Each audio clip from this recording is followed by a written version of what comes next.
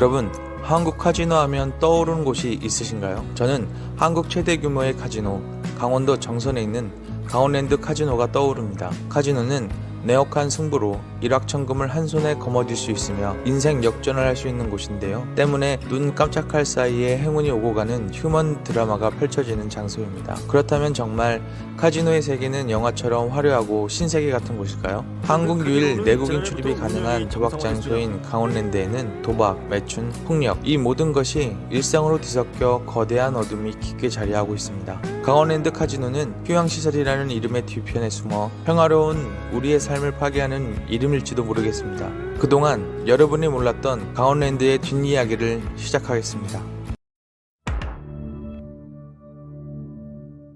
먼저 본론으로 들어가기 전에 한국의 도박 중독자들의 수는 몇 명일까요? 우리 국민의 도박 중독 유병률은 5.1%로 타 OECD 국가 대비 2배 이상 높은데요. 특히 저소득자, 실직자 등 서민층이 도박 중독에 더욱 취약함으로 나타나고 있습니다. 여기에 불법 도박자들 수까지 더한다면 그 수치는 더욱 높아질 것입니다. 또한 현재는 온라인 도박이 더욱 높은 이용률을 나타내고 있는데요. 통계에 잡히지 않는 청소년까지 포함한다면 심각한 문제가 아닐 수 없습니다. 이 시점에서 위험한 도박을 합법적으로 할 수 있는 강원랜드의 설립 승인을 해준 정부의 의도는 무엇일까요? 강원도 정선군 고안읍 백운산의 고갯마루에 강원랜드가 들어선 건 2000년 6월입니다. 올해로 설립 23주년을 맞았는데요. 국내 유일의 내외국인 모두 출입할 수 있는 카지노 시설로 개장 당시 지역 주민들의 기대를 한 몸에 받았습니다. 대한민국의 고속성장을 이끌던 석탄산업, 그중 정선군은 전국 석탄 생산량 28% 이상을 차지했고 전체 인구는 14만 명에 육박했는데요.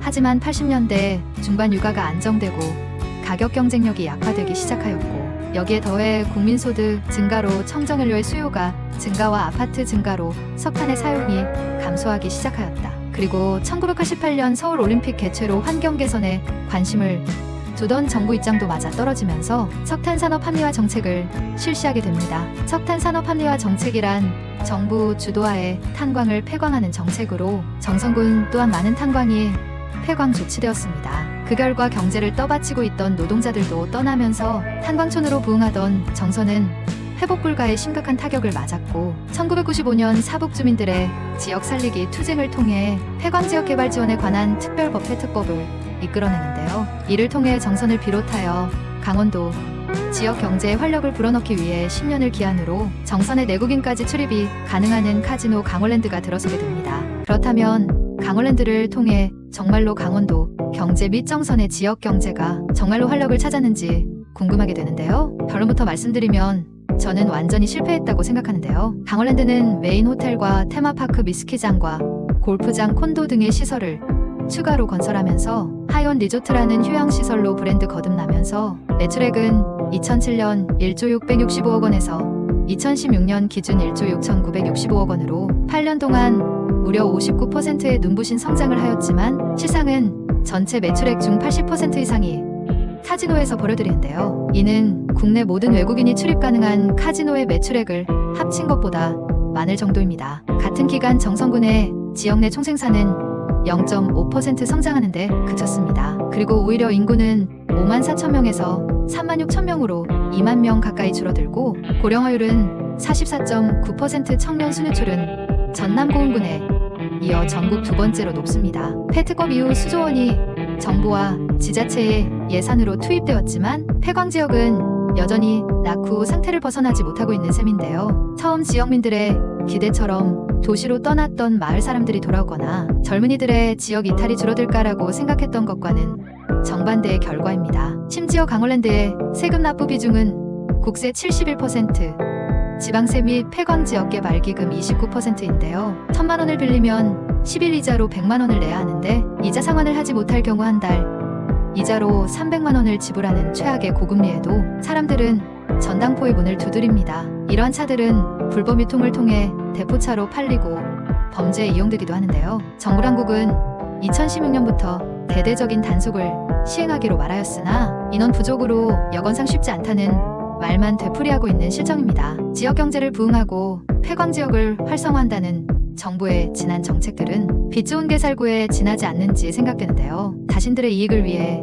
개정안은 연장하고 책임을 회피하기 위해서 각 정부는 이 문제를 확실히 매듭짓지 못하는 모양새입니다. 그래서 정선의 지역민들은 현재 정부도 못 믿는 현실이 되어 있는 건데요. 정부를 그리고 강원랜드를 못 믿는 정선 지역민들의 더 큰 이유가 있다는데 그 이유는 무엇일까요? 강원랜드의 회사 전반에 대한 비리와 횡령으로 인해 얼룩진 모습 때문입니다. 2008년 펜트랜드라는 오명을 뒤집어 쓴 사연인데요. 당시 횡령 금액이 80억 원입니다. 환전팀 소속 여직원은 100만 원짜리 수표만 1,400장을 속옷에 숨겨 빼돌렸습니다. 그리고 2011년에도 같은 수법으로 다른 직원이 3억 원을 횡령하는데요. CCTV 사각지대를 이용한 범죄였습니다. 거액이 사라지는데 강원랜드는 전혀 눈치채지 못하고 있었는데요. 당시 강원랜드 측은 딜러의 경우 게임 진행과 환전 기록 업무를 동시에 하다 보니 일부 오차가 발생할 수 있어 게임 테이블과 카운트룸의 돈 금액을 맞춰보진 않았다면서 다른 카지노들도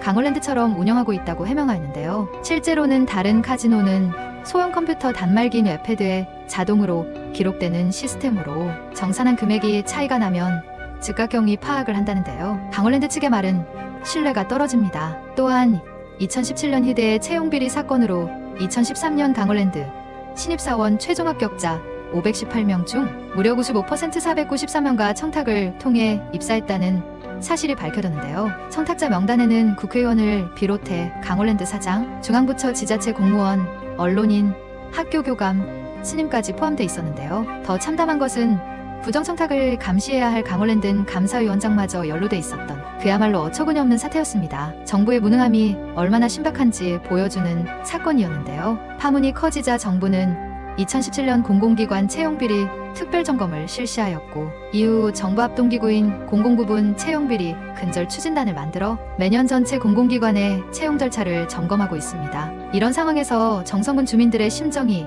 이해가 충분히 공감되는데요. 강원랜드에는 지금도 많은 사람들이 신규 방문을 하면서 카지노를 즐기고 있습니다. 대다수의 사람들은 카지노에 대한 흥미에 시작을 하게 되는데요. 강원랜드 주변의 노숙자 역시 같았습니다. 모든 사람들이 자기는 돈을 잃지 않을 것이라는 생각과 나는 다른 사람과 달리 자신은 충분히 컨트롤할 수 있다는 착각에 사로잡혀 있는데요. 도박 중독자 대다수는 자신의 중독을 인정하지 않는다고 하는데요. 도박 중독은 치료가 필요한 질병으로 의지 부족 때문이 아니라 생물학적 조절 능력을 잃은 뇌기능 장애로 나타나는 병입니다. 도박 중독은 의지로만 극복할 수 있는 문제가 아니라고 전문가들은 말하는데요.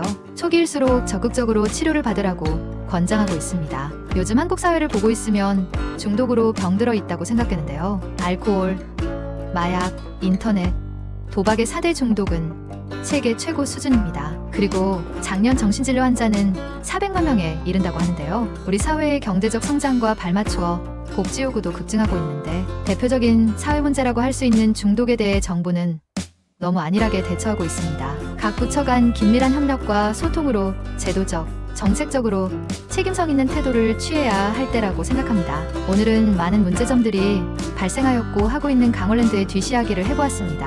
구독과 좋아요는 영상 제작 시 큰 힘이 됩니다. 그리고 강원랜드를 바라보는 여러분들의 입장을 댓글로 나누면 좋을 것 같습니다. 그럼 지금까지 지식홈이었습니다. 감사합니다. 파문이 커지자 정부는 2017년 공공기관 채용비리 특별점검을 실시하였고 이후 정부 합동기구인 공공부문 채용비리 근절 추진단을 만들어 매년 전체 공공기관의 채용 절차를 점검하고 있습니다.